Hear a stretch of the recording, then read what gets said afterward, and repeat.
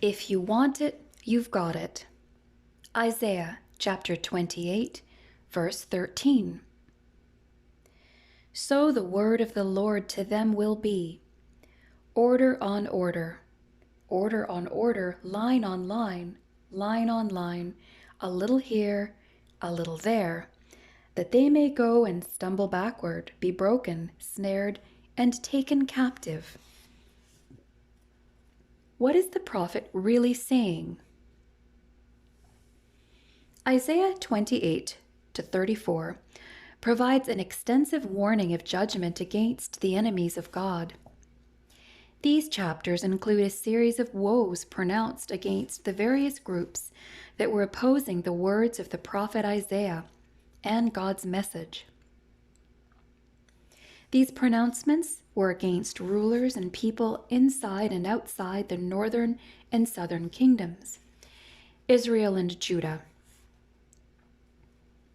Written between the years of 740 and 680 BC, and at the time of the northern kingdom's conquest by the Assyrians in 722 BC, the book is an important historical record as well as a major book of prophecy.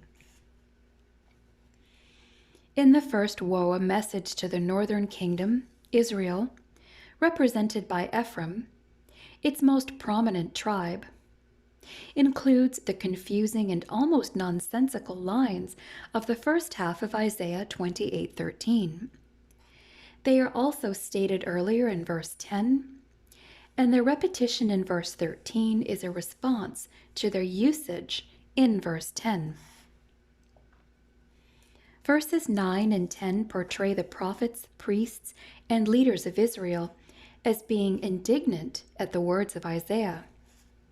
They believed that he was lecturing them as if they were small children and with a condescending attitude. Isaiah 28:9. In verse 10, they mocked and mimicked his style. They were angry that Isaiah would treat them as little children. The words order on order, order on order, line on line, line on line, a little here, a little there, are a series of sounds in Hebrew, much like we might hear someone say yak, yak, yak, or blah, blah, blah, that people uttered a string of sounds and words that expressed contempt for Isaiah and for God's message. They mocked Isaiah's prophecy as if they were children attempting to recite the alphabet. The speakers did not intend the sounds of verse 10 to make sense. Perhaps because of their drunkenness, in Isaiah 28:7, their hearing was impaired, and they only heard scattered syllables that they repeated in derision.